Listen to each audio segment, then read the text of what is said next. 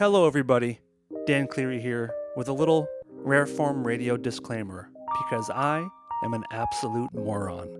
For the first 15 or 20 minutes of the show, I did not have my proper microphone plugged in, so please bear with us until you hear the point where I figure out just how stupid I really am. Enjoy the show. The following program contains scenes and language of a frank and explicit nature. Discretion is advised.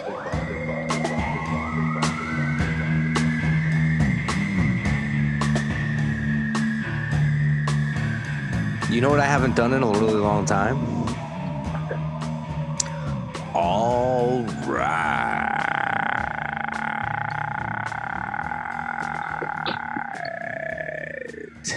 Welcome to Rareform Radio. That feels right. It feels good. It doesn't to me. It feels like I shouldn't have went back into that pool just now. I shouldn't have dipped my toe back in because now, you know, it's going to be an expected thing. You know what? Do it again then. Fuck it. Come up with something new right now. Okay, ready? All right. Oh, that's the same thing. Yeah, that's the same one. I don't have anything new. Welcome to Rareform Radio. No, we're going to keep all that. Welcome to Rareform Radio. I am one of your hosts of the evening, Todd Newman, and along with me, across the internet, the World Wide Web, as it were, is Mr. Dan Cleary. Yo, and don't think I didn't hear you say World Wide just now. I heard it. I didn't. No, that's on your end because I said World Wide Web. You said World Wide Web. Yeah, that's what I said. World Wide Web. But first you said World Wide. I didn't. The World Wide Web. The World Wide Web. The World Wide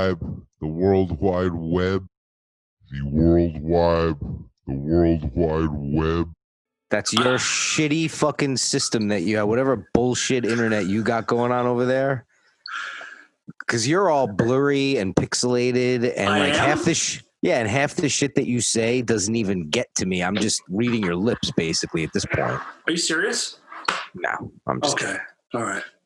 Well, I can't wait for the show to be over so I can listen back and hear you say "wab." And you know what? I don't really give a shit because I'll tell you this: there might be a chance that I'm not going to do the show anymore, and I think that you know why. Oh, I do. You love them. It's not funny. It's not clever. It's not creative. It's actually shit that my daughter, my 12-year-old daughter, doesn't even do anymore because she's matured out of that kind of app using. Like a loser. Uh-huh. The only thing that I will give you about it is that it's completely infuriating. There's nothing more infuriating about it. And if you post another one, I'm out of Rareform Radio. That's this thing. That's the deal I'm putting on the table right now. Let everyone know what you're talking about. Okay, what I'm talking about is Dan posts. I almost feel like you're posting them at me. Like I take it personally. Here's the thing: is that I don't have to because people tag you in them when I post them.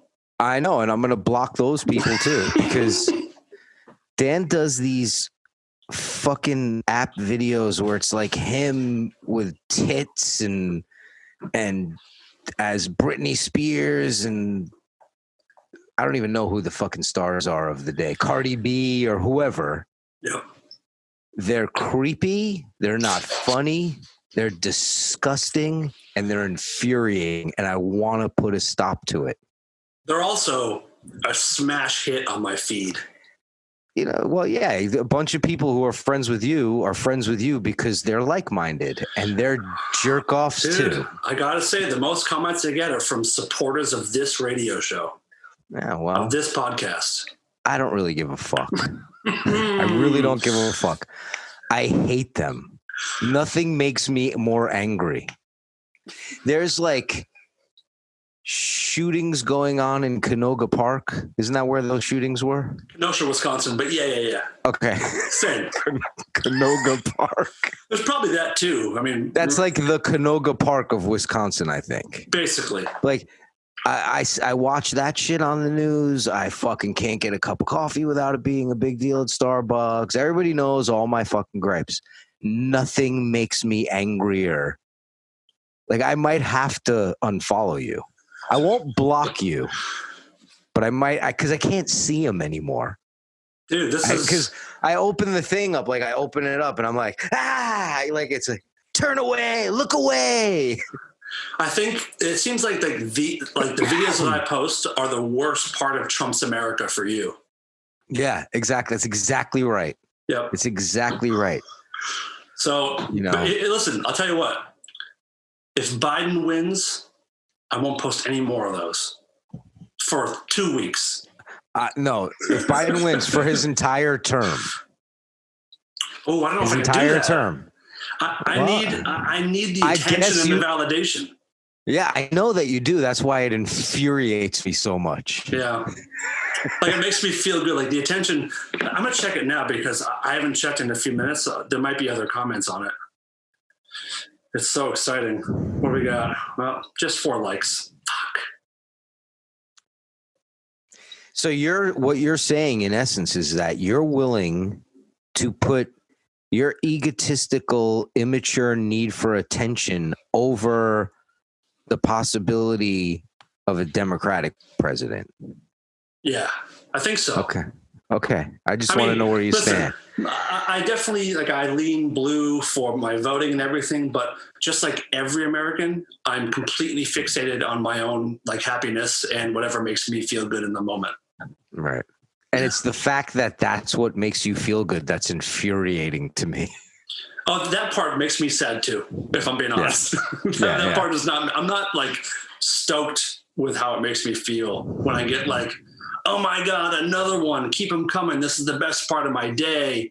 I wish it was because of just the person I am, not the fact that I put my face into an app that makes that video by itself. That does it for you. Exactly. Now, if you had went out, shot yourself on green screen, took footage, really cool classic footage from somewhere, Marilyn Monroe singing, in some setting and went out and shot it and edited it and put $150,000 of your own money, sold bats to be able to afford the money to make these creative artistic statements. Yeah. I'd be I'm not really a fan of him, but he's doing it. That's what he loves to do. But the fact that it's this and it just makes it for you, that drives me even crazier because my kids will do that to me. Not so much Luca, but my daughter will make something, it's something, some app or whatever. She's like, look what I made. And I'm like, you didn't make that. She's like, what do you mean? I'm like, no, you did not make that. The generator, the app developer, the developer made it so that you could just put anything. I'm like, look, a fucking bottle of water. All right. Now that's in it. Now that's made it too. I'm like, draw a picture, write a song, play your fucking guitar, whatever, Anyway. So that's the deal. You post another one. Hello, Lisa. You wouldn't dare. Now I know you're lying. Oh God. All right, it's so fun. Let me ask you this question. Do you, that's another reason why it's infuriating is because you think it's fun. Oh, it is. It's not. Dude, it's more fun. It is not fun. It's more fun than most anything else I can do during quarantine. When you took mushrooms a couple weeks ago and you were cracking up and doing that, did you ever even think to pick up the phone and make those videos? No, but you gave me an idea now. Next time I take them, I got to look at those videos and I will laugh until I die. See, the thing is, the reason why you didn't think to make one of those videos then or look at them or whatever is because you were actually having actual fun. Not this, I've been stuck in the house for 7 months, COVID, iPhone addicted, app crazy, fucking 9-year-old child mindset fun. You're just jealous because you can't find happiness and you just don't like that I have it. Well, I don't go for cheap happiness. I go for real happiness, and I do realize there's none in the world. Mm-hmm. So there's that. True. Oh, I also want to point out, like, for anyone listening who thinks that Todd is not serious, he 100% is completely serious, because I sent a couple of his face on it, and I didn't get the thumbs down. I didn't get the annoying thumbs up. I got nothing. So I sent one. I'm like, okay, he might be having a tough day. Maybe he's, maybe those kids are in school at home and he's busy, or he's writing. So I'll hold off. The next day I send one of you as Jack Torrance from The Shining, which I thought you might actually like. Mm-hmm. Nothing. No response. No acknowledgement. I texted something else a few hours later and you responded. Yeah, something of like pertinent to my life somehow. Right, so right. I decided that, there's an old saying, that's what they call not dignifying with a response. It worked. I mean, I'm going to keep sending them, but was there any part of you that even remotely enjoyed you as Jack Torrance? No, because if you would have just sent me as Jack Torrance without this whole backstory of bullshit posting that you had done, I'd have been like, oh, that's cool. Dan, he knows I love The Shining. That's a cool thing. But because I know it's in that mindset of what you're into and love, I couldn't. You actually ruined The Shining for me. Now you should feel bad. Oh, I can't ever watch The Shining again. Well, then you're going to hate this. I'm going to send you one right now, and I want your... No, I'm not looking at it. I'm not going to look at it. I need you to do a live reaction of it, please. No. I'm. What about not dignifying with a response? Are you not getting? You don't have to respond. Just look at it. We'll move on. No, I'm not going to look at it. That's my response. Look at it. Okay. So you see this? Watch. Don't be a fucking asshole. All right. You know what I'm going to do? See that? I did. Right now, I'm going to post it on our Instagram. I'll fucking delete that Instagram. I have the password. I know, but it's going live. It's going live right now, just for a second.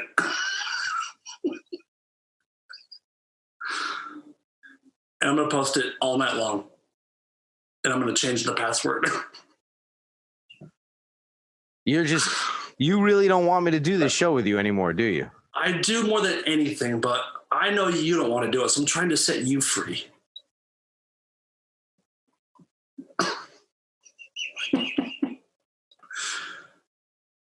By the time you all hear this show, this tweet will be long gone, but it's up for right now. It's gone already. No, it's gone. I deleted it. That's amazing. It's gone. If you had the chance to see it, you're one of the lucky ones, because I already deleted it. Guess I'll have to put it on my page. All right. Well, here's another thing regarding our show. Mm-hmm. Do you?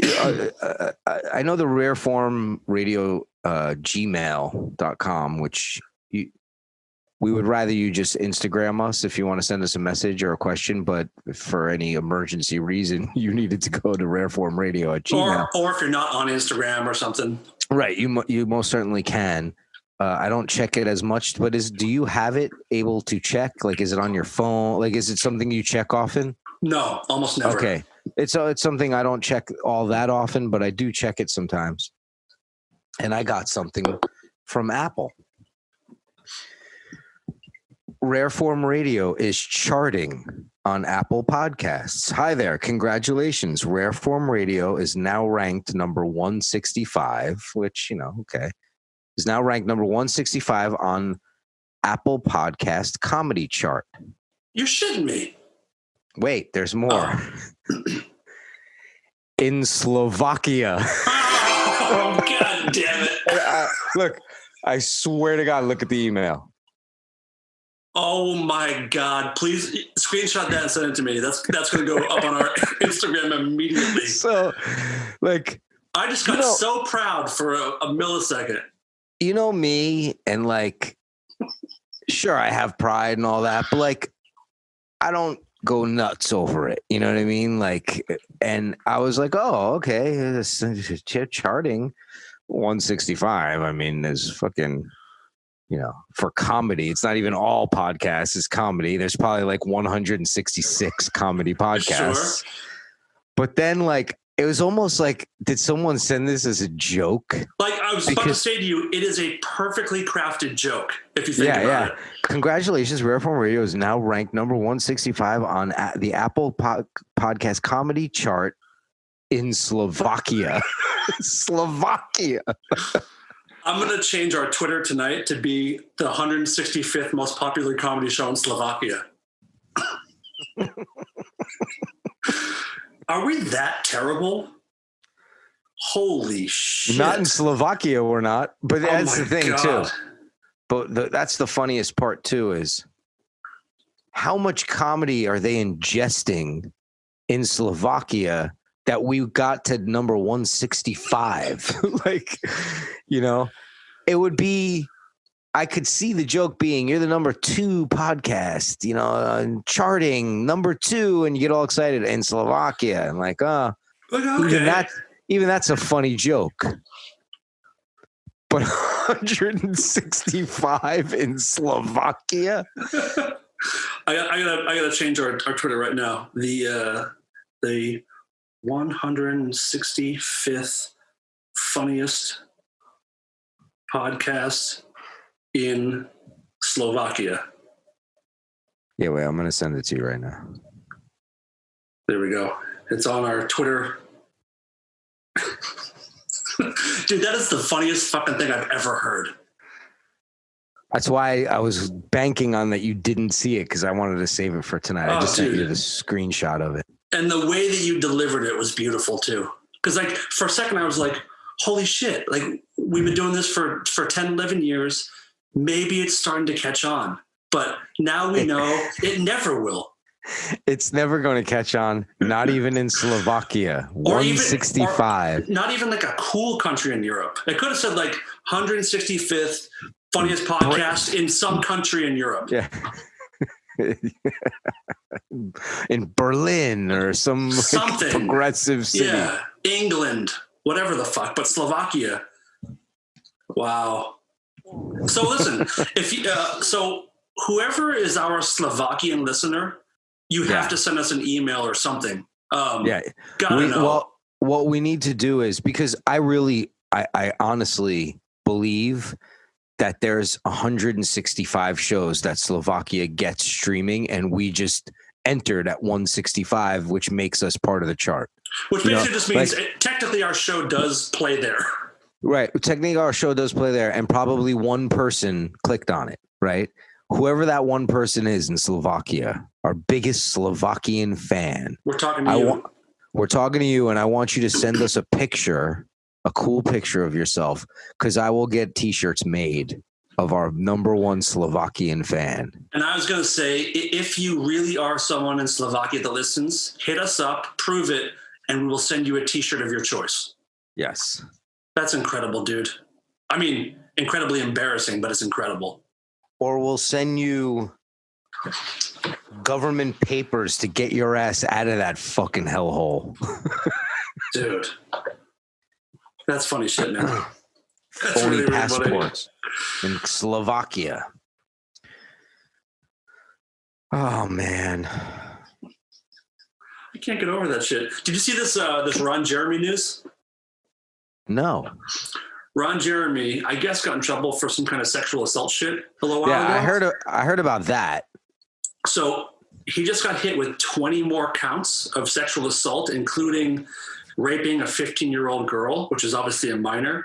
And Ron Jeremy, maybe the most famous male porn star of all time, is facing 250 years in prison. Wow.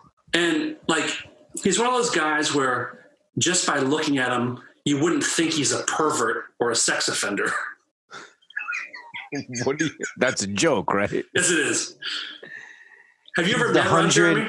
Yeah, several times, and hung out with him.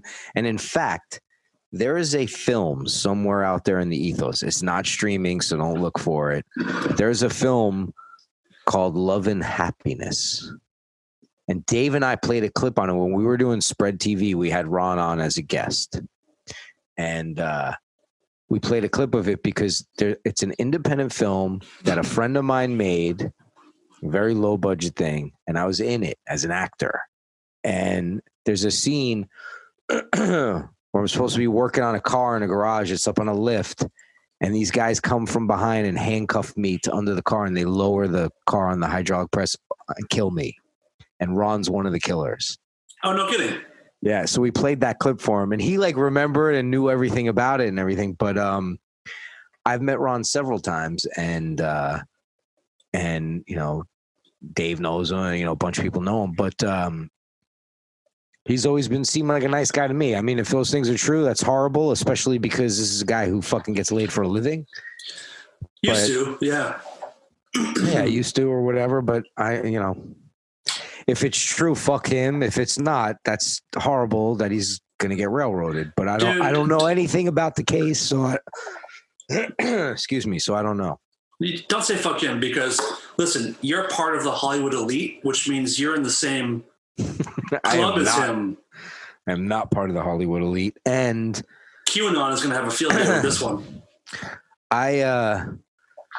I don't know, man. I don't know anything about it. I don't know about the accusers. 20 more counts. I don't know. I've seen his cock assault many pussies on film. If you could call it that. Not the best looking dick. No, but huge. I traded for mine. I'd gladly have his over mine. He famously can suck his own dick. He's done it many times. Mm-hmm. Oh shit. Mm-hmm. Oh my God. Hold on a minute.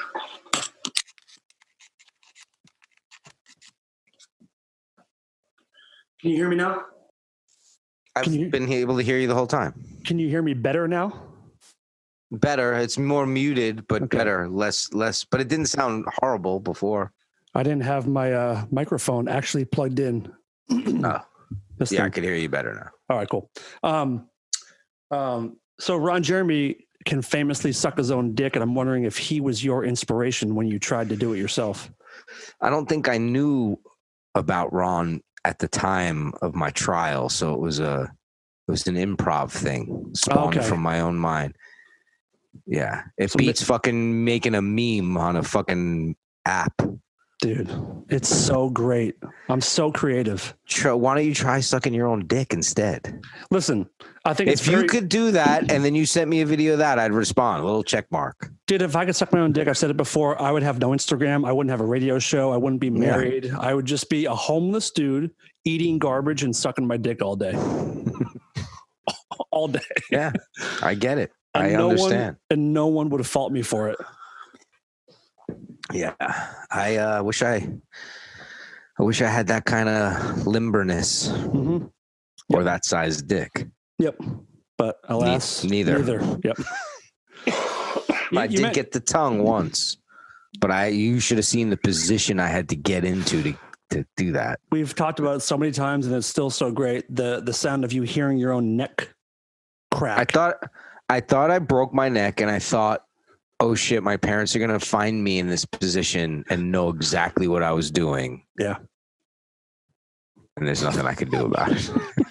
So fucking good. Which is maybe why I have neck issues today, you know? So my back, my neck is all fucked up. The doctor actually once did say to me, he's like, how many times have you tried to suck your own dick? I was like, a couple. And he's like, I think that's the disc issue you have in your back. And did he say keep trying and eventually you'll be able to reach, or what was the advice? He said once those discs are all slipped, you'll have no problem. You just fold right over. Your torso will just crumple into your mouth. It'll just live in there all the time. What's up, Slovakia? Slovakia, number 165. Amazing. Are you a fan of Pawn Stars? I used to be. I used to love it. Like I used to love it. I had so much shit to do today, and I watched like 18 episodes in a row of Pawn Stars. Mm-hmm. It's the best show. That and Swamp People. Those are my two. Are they still making new Pawn Stars, or is it over? Well, I don't know. I don't know if they're. I can't imagine that it's over. I mean, it was a hit. People love that shit. People love it. Yeah. Have you been to the actual shop in Vegas? I have. I've seen it, but I've never been in. You went inside? Yeah. What were you going because you were a fan of the show, or did you just happen to find yourself in there? No, because it's like off the beaten path a little bit. Like if you're in Vegas and you're not from there, you're staying at like some of the major hotels, and that's farther up. So like you have to be going there to happen upon it, you know? Mm-hmm. And so, yeah, I went because I was a fan of the show and I just wanted to check out the inside, whatever. But what's the name of the big Chum? What the hell's his name? Chumley. Chumley. Yep. Yeah. He's the comic relief of the show. He definitely is. And he's the one who always like fucks up a sale or buys something for $20,000 when it's worth about $300. And like, sorry. Right, but they've flipped it a few times because I saw 1 or 2 episodes today where he bought something and they were like, if that fucking expert comes and says it's not worth anything, you're fucking dead. And it ends up like he does a good job. So they even the scales. Was that A&E? What's that on? History Channel. History. Okay. There was like a golden age of those kind of shows with who's the gold guys? The ponytail, the old guy with the ponytail who deals in gold and jewels and watches, and it was just like Pawn Stars. Oh my god! God damn it! I came late to that game. Like I didn't watch those shows when they were on and hits. Right. You know. So I came kind of late to the Pawn Stars game. I came late to because I had an aversion to reality shows for a while. Okay. And I came in late on Swamp People too, and I've watched the whole run, which is like 13 seasons, like 4 times already. Whoa, that's a lot. Yeah. What the fuck is? There's a show. There's a place in Vegas. It's a jewelry place, and they had their own goddamn TV show. It was a father and son, and it was great. A lot of angry people dealing like. There's such a specific jewelry salesman like look and attitude. You're a jewelry guy, so you must know that. Like, yeah. It's such a shady leather jacket. When I was dead ass broke, I knew all the pawn dealers, like in Hollywood when it is in the 90s. But when I was doing a lot of extracurricular activities in my life, I had relationships with all those pawn guys, and I would have like I have this one watch that's not worth a lot of money now, but back then it was a decent watch that I would put into a pawn shop and get it out like 30 days later and then put it in another one and then get it out 30 days later and put it in another one. And I lived like that for like a fucking year off that watch. That's why I'll never get rid of that watch. How many times do you think you actually pawned it before? 30 at least. Wow. Yeah. I've never been in a pawn shop in my life. Some are fun. I bet. I mean, they have I know cool shit in some of them. I feel like anything you go and buy in there, like you buy it knowing that someone else sold it in desperation. That's what I like about it. The darkness of it. Cashing in on someone else's misfortune. Yeah, I'm not. I bet you could find some bats in there. Oh, there's been plenty. There's been plenty of stories of people having like finding the diamond in the rough in a pawn shop for sure. Yeah, but usually those guys are pretty good and know what they got. But every once in a while, something comes in that they don't realize what it is. Mm-hmm. You know. Speaking of baseball, I sent you a clip the other day. Yeah. There was a Cincinnati Reds broadcaster who forgot or didn't know that they'd come back live from commercial. Do you want to just play the audio and then we'll, I do. And then we'll put in the video and everything. Let me know if you can hear it all right. Not yet. Oh, for fuck's sake, you piece of shit, bitch. Good God, man. Here it is.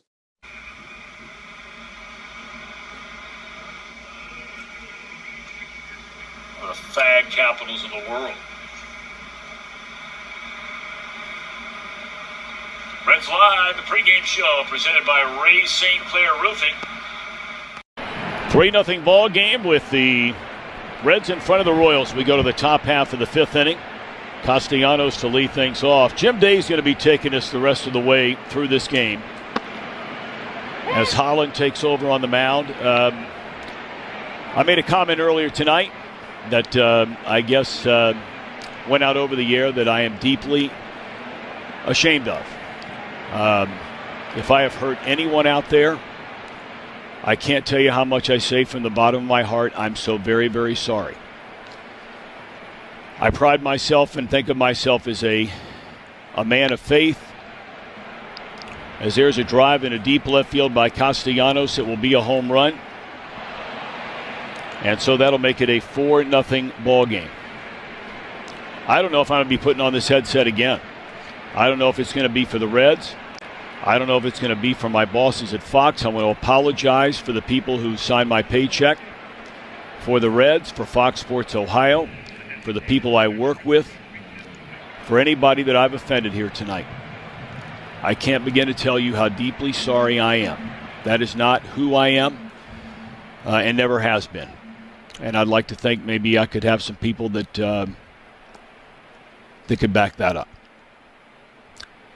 I am very, very sorry, and I beg for your forgiveness. So my one thing is this, especially at the end there. I hope maybe I could have some people that could back that up. You mean like the guy standing next to you when you said fag capital of the world over the live air? Dude. like you said it. Just own up to it. Be like, you know what? I said it. I don't mean it. People say shit, but like, I'm a man of faith. I'm not that. That's not me. If I've offended, look, if I offended anybody, I'm sorry. I didn't mean it like that. You know what I mean? But like, or you did, and or you did, and just and you're stupid enough.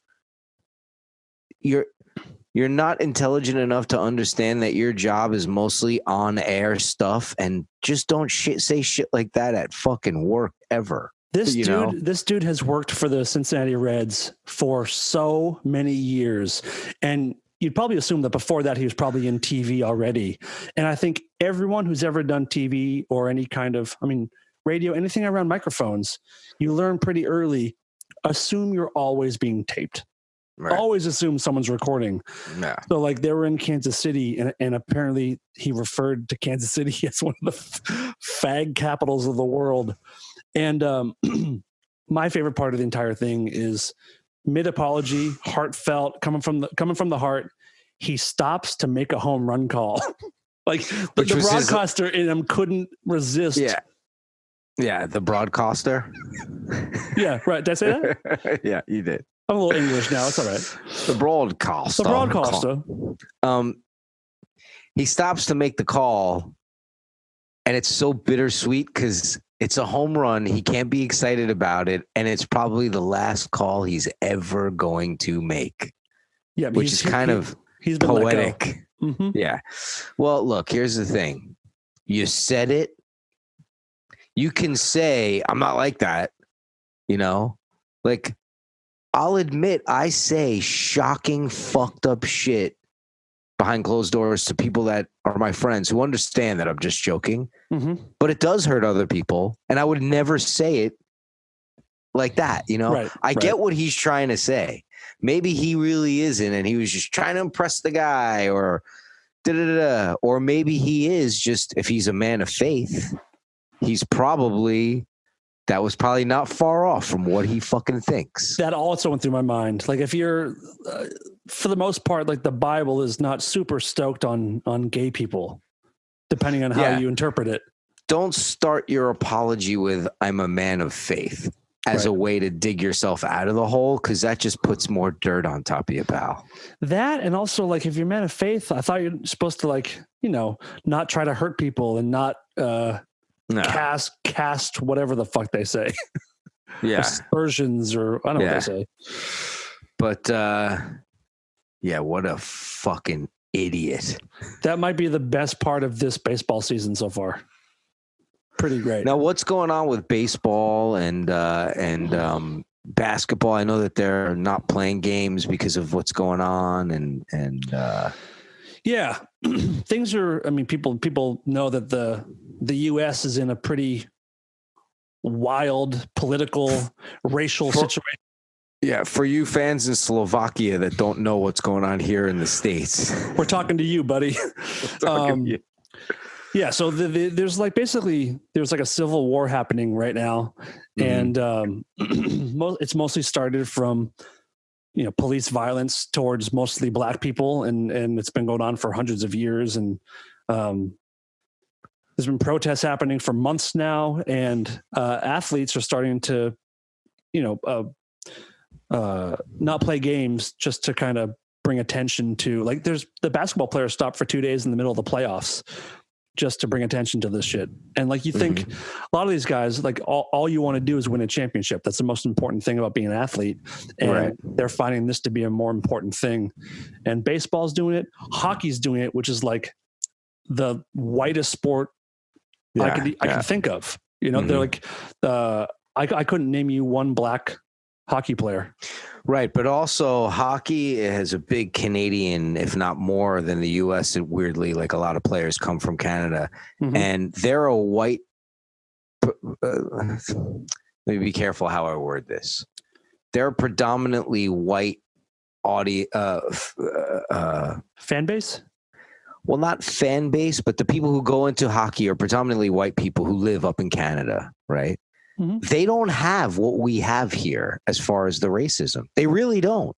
So it doesn't surprise me that hockey, with a huge Canadian base in it, and at its nucleus almost because of player acquisition from that country, are like, this is fucked up. Like, let's not do it, because they don't have that there like we have it here, and it's right up there, and they just don't live that way. They don't think that way. So it doesn't surprise me that they're taking suit. I know that the NBA was kind of the catalyst to first kind of do it, and other major league athletic teams are taking suit with it. But and then there's pushback from people who are like, oh, they can afford to not play because they're sitting on millions. Let me tell you, there's like a handful of guys that make the fucking millions and millions of dollars in certain sports. A lot of those guys are doing this for a living, and it's not that easy. You know what I mean? They're not getting endorsement deals, and they're not getting, who can LeBron James afford to not play in games? Sure. But a lot of his teammates aren't in the same position. Do you know what I mean?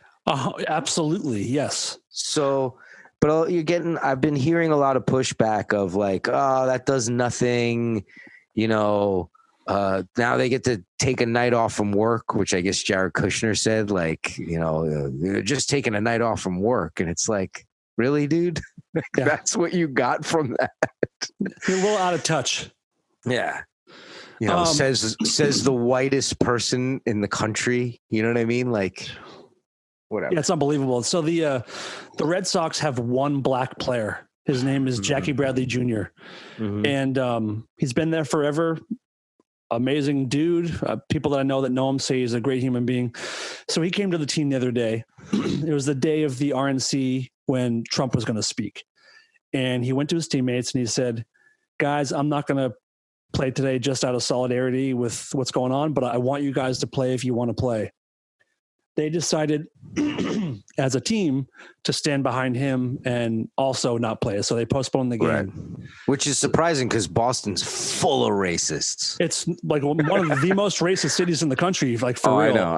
I mean, I'm joking, but not. No, but it's true. So the Red Sox were the last team to have a black player on it by like 8 years. So it wasn't even a few months, but they're like, no, we're not doing it. So the team decides to rally around Jackie Bradley Jr. And on that day off, one of our relief pitchers named Ryan Brazier. One of our relief pitchers? Hold on, one of the Boston Red Sox relief pitchers? He works for me. I pay his salary. So he started retweeting all this pro-Trump stuff and stuff from the RNC. And So these protests came out of this last guy, Jacob Blake, who was shot 7 times in the back by police. Former who's incidentally like just walking to his car because he had 3 kids in him. He was in a he was fighting with some people, but regardless, I can't imagine a scenario where being shot in the back 7 times is cool. It's just unnecessary. Yeah. Right. So also, Celtics old coach Doc Rivers had this very moving speech where he's crying and saying like, he's black. Yeah, I saw that. And like, we love America and America won't love us. So this pitcher for the Red Sox retweeted a video making fun of Doc Rivers crying and how, and Doc Rivers is like a Boston legend. Like he's not a Boston legend. He is a basketball legend. Like even I'm not a huge basketball guy, and I know who he is. I know what his life has consisted of. Like I know what he's done. He's huge. He was the coach for the Clippers too, right? He still is right now. Yeah. But he was in Boston forever and championships and all kinds of stuff. And his dad was a cop, so he knows what he's talking about. So this pitcher, this is a respected, a respected, accomplished individual. Right. And a Boston legend too. But when you have someone on the Red Sox shitting on another legend, it was weird. So I saw these retweets and I started like adding the dude on Twitter being like, dude, you couldn't have waited 1 day. Like you're supposed to have your opinions. That's all great. But like you couldn't wait 1 day when you're supposed to be rallying around the only black player.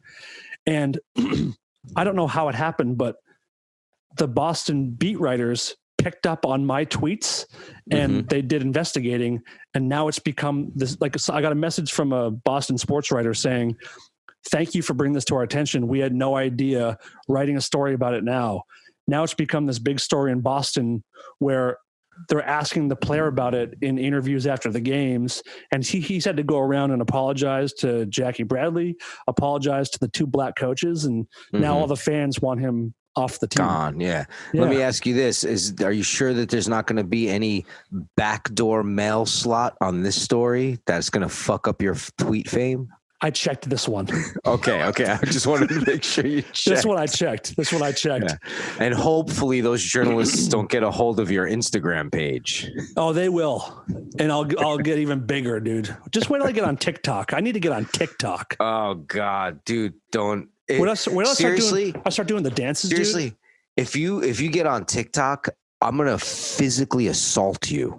Will you promise? It's not about like, I'm not going to do the show or whatever. It's going to be, I'm going to drive around late at night with like a ski mask on and fuck you up.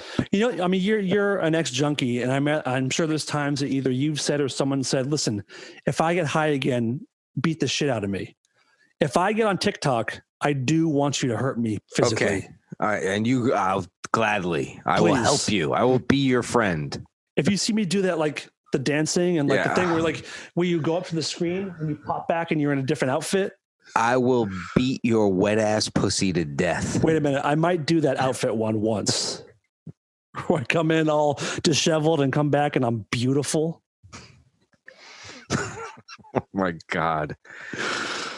It's getting to the point where it's like the things that I say about you behind your back are becoming true. Wait a minute. What? What are you talking about, dude? What stuff? Yeah, this is just fucking crazy, man. It's fucking crazy out there. So the 17-year-old kid from Illinois drove to Kenosha, Wisconsin. Canoga Park? Yeah. Do you know what happened in Canoga Park? No, what happened? Appetite for Destruction was recorded there. Probably the best thing that ever happened in Canoga Park. Which is very prophetic, appetite for destruction and all the destruction in Canoga Park. Yep. Yeah. So the 17-year-old kid drove from Illinois to Wisconsin to go to these protests and ended up shooting 3 people with an AR-15 and killing 2 of them. Did you see the video of the whole thing? Yeah. Where afterwards he walks to the cops with his hands up, with a rifle on his chest, walks up an assault rifle, and he walks up to the passenger window of a police car, and there's a bunch of police, infantry trucks or whatever there. Infantry, and they all drove past the kid. Yeah. And Nothing. even one of them said something like, where'd the guy go? Or some weird statement like that, like asking for directionals, and he's pointing. And people are yelling and pointing, this guy's shooting people. This guy's shooting people. And he walks up to the thing with a fucking rifle, and they let him go. And minutes earlier, do you see the video of them giving him water beforehand? Yeah. You saw that. So the cops I are saw the driving whole through thing, yeah. being like, you guys want some water? Thanks for being here. And I'm just like, listen, I'm a pro cop dude, but this shit is out of control. First of all, that kid looks like he's 12. Mm-hmm. And it really was like, you can really see how angry you would be, especially if you couple it with a dude getting shot 7 times in the back, a guy with the fucking knee in his eye, all that stuff. I get it. You know what I mean? But when you see that, and they're basically what they're saying with, well, he's a white kid, there's no way he's the guy. That's what they're saying. And that's the message. And my whole thing is this. Do people not watch the same news or hear the same stories that you and I hear? They don't. Because the fact that like there's no one around that's like, we better really be hyper vigilant on who we shoot in the back, who we kill right now, who we everybody should be a suspect, not just, you know, African Americans, or, you know, it should be, you know, let me tell you something. There's a lot of good white people. There's a lot of fucking crazy maniac ones too. How many fucking black serial killers are there? A few. There's a couple. Yeah. Most of them are white dudes. You know, Yeah. like I don't know what point I'm really trying to make, other than why I don't understand how you would not, if you're law enforcement, and I'm not knocking law enforcement, so don't give me that shit on my direct messages. We need them. We rely on them. We need them, yes. And this whole fucking defund and all that, that was all a trolling trick that really worked, that the left bought, if you ask me. But that's a whole nother story. But if there's someone, a citizen who's not in a uniform, who, when you're out in something like that, you pretty much know who's who, you know, like, he's obviously not an undercover. You know what I mean? He's 17 years old. He looks like he's fucking 4. Mm-hmm. How do you not, hey, buddy, come here for a sec and check him out? You know what I mean? And now, especially now, in this time of what's going on here. Like, they heard gunfire, everyone's running away, and there's a kid walking towards you with a rifle with his hands up, basically being like, hey, I'm here. This is me. It's me. So they drive away. This motherfucker gets back in his car and drives back to Illinois with his mom. With his mom. Yeah. His mom drove him there. Yeah. Which is that's the other question too, is like, it's got to start at home. It's got to. This shit is not, you're not going to change anybody's opinion now. You got to start changing the opinions of people who have young children right now. Do you know what I'm saying? Absolutely. Yeah. Because that kid didn't just pick that up. Do you know what I mean? Like, what are his parents like? It wasn't his gun. So, like, how are you going to get that gun in your car without your mom knowing? Like, the mom has to have been at least okay with this. Yeah. You know, did you see the Kenosha police official response to it? They said something like, those people wouldn't have been shot if they weren't out past curfew. Oh yeah, I did see that, because they played a clip of that on John Oliver, I think, or Bill Maher, one of the two. I think John Oliver. They shouldn't have been out past curfew. Yeah, they shouldn't have been out, as if they brought it upon themselves that some maniac fucking kid started shooting people. That is no different than saying women who get raped shouldn't dress sexy. It's the same exact fucking thing. They were just asking for it. Right. Right. Yeah. Right. Yeah. We got so much work to do. There's so much work to do in this country. I don't have faith, to be honest. I get it. I just don't. I just don't think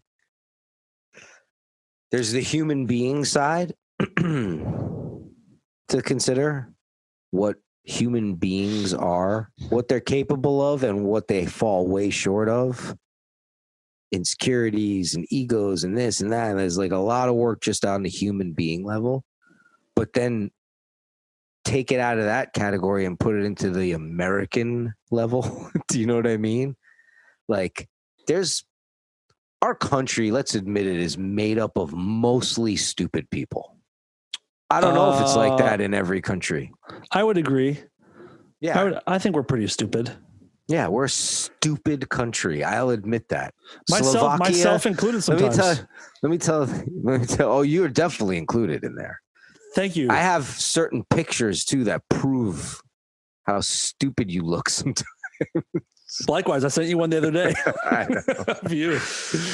Dan and I have this thing where if there's a bad picture taken, like from far away, it looks okay, and then you zoom in and our eyes are like this. So like, and we send them to each other constantly. But I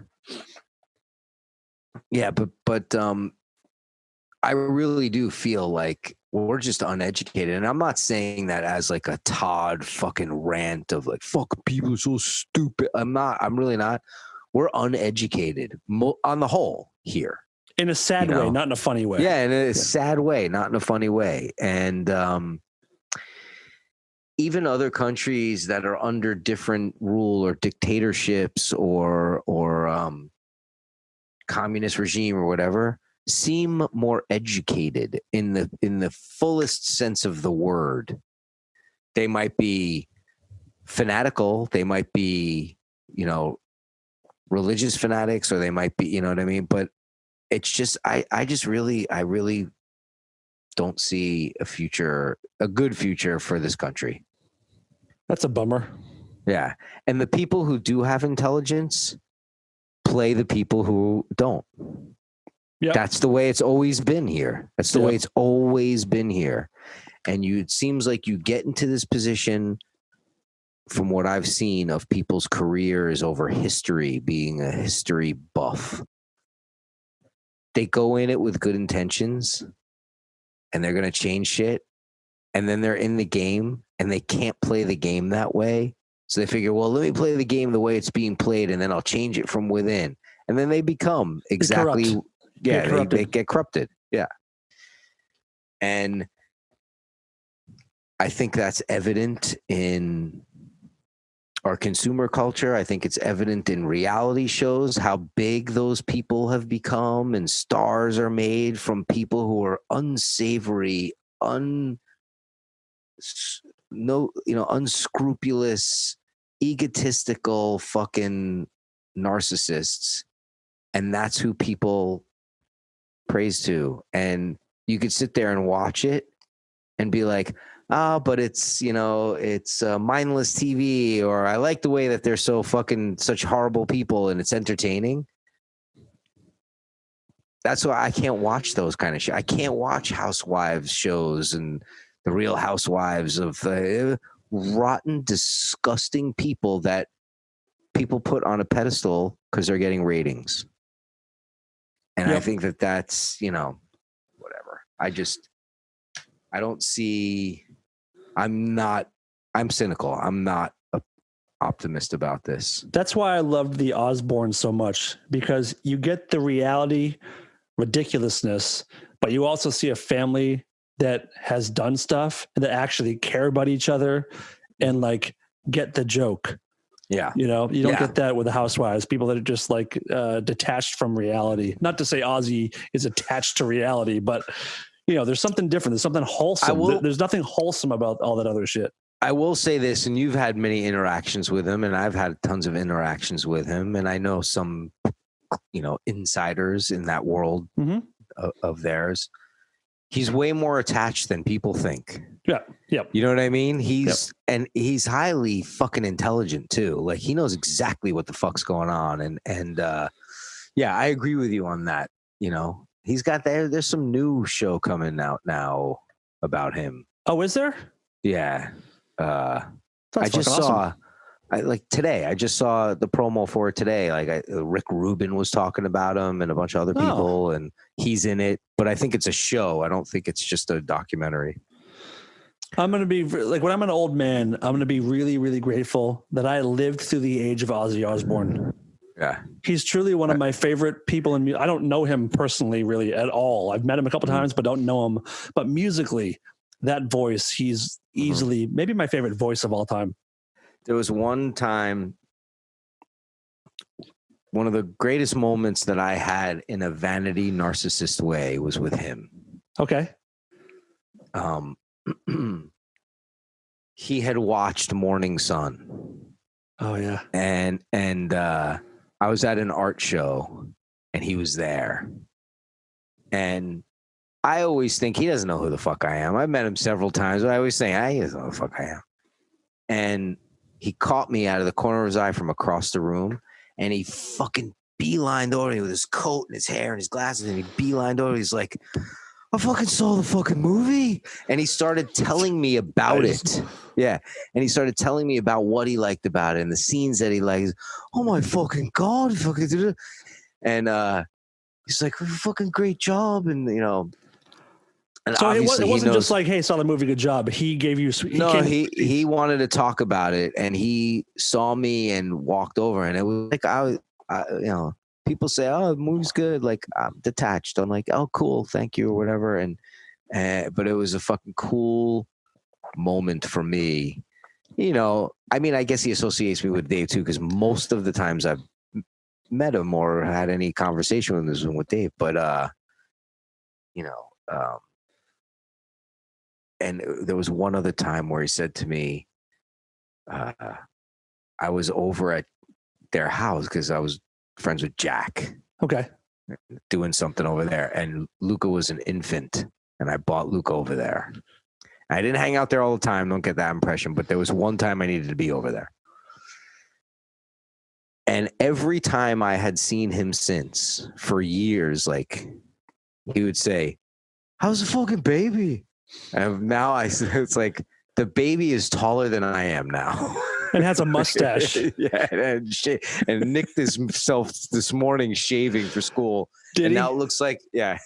And now he's like, should I shave this one? I'm like, if you want. And he shaved his mustache and he nicked himself really bad. So it just looks like he has huge herpes on his lip online all day. That's even cooler. It looks like he's fucking. Yeah. COVID be damned. I'm fucking. How's that HPV, kid? I talked to Ozzy on the telephone when I was a teenager. I was like 13, 14 years old. Do you remember Loveline? Of course you remember Loveline. famous Jessica. Me and Dave were on it one time. Oh, that's right. Yeah. Mm-hmm. I listened to that. So Ozzy was on Loveline when I was in high school, and it was when he was talking about retiring or something back in like the mid 90s. And I was able to get on the phone and ask him if he was really considering retiring. And he said, of course not. You know, I couldn't retire. And being like 13 or 14 and talking to Ozzy Osbourne on the phone, like that was the coolest shit ever. That was long before I ever met anybody famous in my life. Yeah. But he's good shit. He's a living legend, 100%. Yep. But all right, what else we got? I don't know. What do you got, dude? My little brother sent me a text earlier. We're talking about my mom, and we're trying to get my mom moved to her new place. Mm-hmm. My little brother, he was kidding, but he said, Mom's threatening to never talk to me again if I eat her out. And I was like, what the fuck did you say? And he goes, oh shit, autocorrect, I meant chew her out. She won't talk if I eat her out. His mother. Mm-hmm. I almost spit that green water out all over my computer. Dude, the text, it made me laugh so hard. She's threatening to never talk to me again if I eat her out. And I was like, well, nor should she. And he said, chew, fucking autocorrect, the worst correction ever. I feel dirty. He should. That's fucking hilarious. And then I thought, like, it's so funny that, like, chewing someone out, like, chewing and eating are a very similar thing. Chewing someone out is fine. Eating someone out who's related to you is not very good. No, not at all. That's a little too close for the English language. Depending upon how hot they are. True. My mom, she was smoking when she was younger, but things have changed. You would have ate her out when she was 16. I mean, technically, when I was born, my mouth was all over it when I came out. Yeah. I always run that joke. I always say the first pussy I ever ate was my mom. Yep. And it's gross. Like on the way out. And your dick slid against it when you're coming out. Yeah. Dude, you fucked your mom, dude. 9 months trying to get out. The rest of your life trying to get back in. Hopefully into a different woman, though. I was watching something on YouTube, some comedy thing. It was like a round table of comedians with an audience, and Gary Shandling, who's fucking hilarious. Have you ever seen that documentary? Oh wait, yes I did. It was great. The one, like a 5-parter. It goes into his spirituality and all that. Judd Apatow did it. Yeah. It's great. If you haven't seen it, in Slovakia, if you haven't seen it, get the Gary Shandling doc. There was something, and he happened to be on it. I wasn't looking for Gary Shandling stuff, but I always enjoy him anyway. So they're talking, and one of the comedians, it was Ray Romano. He's like, he's talking about, he's talking about, he's one of those guys that I never thought was funny until I caught a bunch of Ray Romano. What was his TV show called? Everyone Loves Raymond. Until I caught a bunch of them like on a flight to New York or something. Mm-hmm. I was like, this guy's pretty funny. And then anyway, so he was talking and he was like saying they were getting into psychology and upbringing and comedians in pain, that old thing. Mm-hmm. And he said, I forget exactly the joke he made, but he was like, my dad never hugged me when I was a kid. He's like, well, that's not true. He hugged me like when after I became TV star, he gave me a hug. And they were like, well, how did that feel? After all those years, like somebody said that. Actually, Judd Apatow was there too. And he's like, well, it was a little awkward. And he's like, especially because we were naked, like that was the joke. And ha, ha, ha, ha. And then Gary Shandling he's kind of sitting there the whole time like this, not saying stuff. Then he interjects and he goes, I remember my mother, when I was a kid, she used to come into my room and tuck me in at night and whisper into my ear, fuck me, honey. I literally was on the fucking floor for like 25 minutes. It's good shit. It was just, it struck a chord with me so hardcore. Yeah, because that's totally aligned with our humor too. Yeah. That's perfect. The way he just so deadpanly, like, yeah, she used to tuck me in at night and she used to say, whisper in my ear, fuck me, honey. Everybody just hit the floor. That's really good. Did you ever see that there was another comedian roundtable with Louis C.K., Jerry Seinfeld, Ricky Gervais. Yeah, I saw it. And Chappelle or Chris Rock. Chris Rock. Yeah, Chris Rock. That is one of the best, discuss, because they're not trying to be funny. What? Louis C.K. talks about his awesome possum shirt. Mm-hmm. That one. Yeah. But it's just 4 guys with totally different comic styles discussing why do you do the comedy that you do? What do you find funny? And it was just really interesting because Jerry Seinfeld and Louis C.K. could not be more different comedians. Yeah. But there's something, it's so neat. What's it called? Comedians on. I don't remember what it's called. Oh, it's really good. Comedians in Cars Getting Coffee with Jerry Seinfeld is great. Mm-hmm. Yeah. Binge those. They're easy, quick, and they're great. Yep. All right. Let's wrap this up. Do we have listener questions? No, I didn't check. We might, but I didn't look. All right. That's fine. But people, listen, everyone go to our Instagram at Rareform Radio and send us audio messages or questions, and we'll read them on the show. Please go to iTunes, Spotify, leave a review, subscribe. We need that stuff. Thank you. Todd Newman, nice job, buddy. Thank you, Dan. I will thank you not to continue in most of the behaviors that you engage in. There'll be more. We'll see we'll see. We'll see what's going to happen. I'm probably going to be talking to an empty screen next week. I'm probably going to drop a new one tomorrow. You're going to be dropping a friend and co-host as well.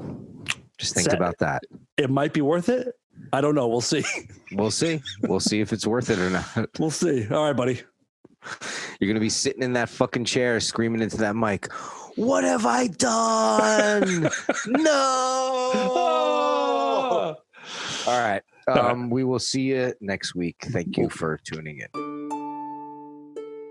This is Lola, and I'm here to tell the world to stop being such pussies and listen to Rare Form Radio.